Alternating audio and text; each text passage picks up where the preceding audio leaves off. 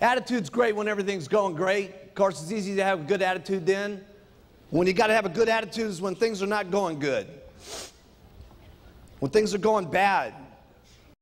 Hey, how did you think I felt back at that time when we didn't have any literature, we didn't have any journals, we didn't have nothing going on? Okay, we had just a couple of bottles. Okay, and my only guy that I was counting on to really make things happen left. How do you think Mark Hughes really felt? Terrible. Put in your notes. I felt bad. Now, I've signed the guy up 3 times. And I felt bad all 3 times. I'm telling you, I'm going to get him a 4th time one of these days. He's going to be one of these days. I don't know how many times it's going to take us, but we're going to get him sometime. But anyway, I felt terrible about it. 1985 came along. The FDA hit us like an atomic bomb, okay? And it was a very lonely situation when this thing happened. I mean, if you could have just imagined what was going on behind the scenes with this thing, it was unbelievable, because the attack wasn't just so much on the vitamin industry, it was an attack on Herbalife, okay? Because we were the big ones, we were the big target.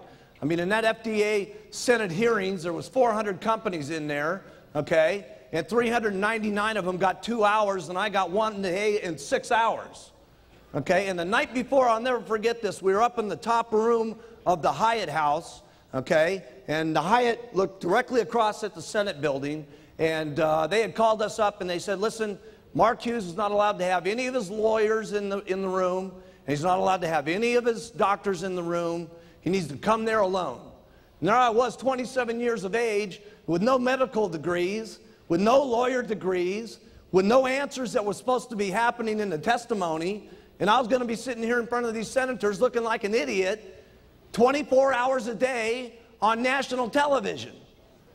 And I'm sitting there scared to death, you know, scared to death. And I'll never forget, and it was Paco Perez that reminded me of this. He was my very first employee. I got Paco in the company, and yeah. Where's Paco?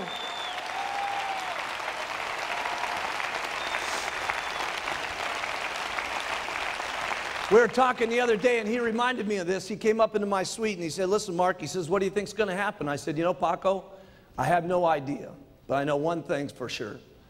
If we tank, tomorrow I'm going to open this thing up, and you're going to be the first guy I'm going to hire back in the company.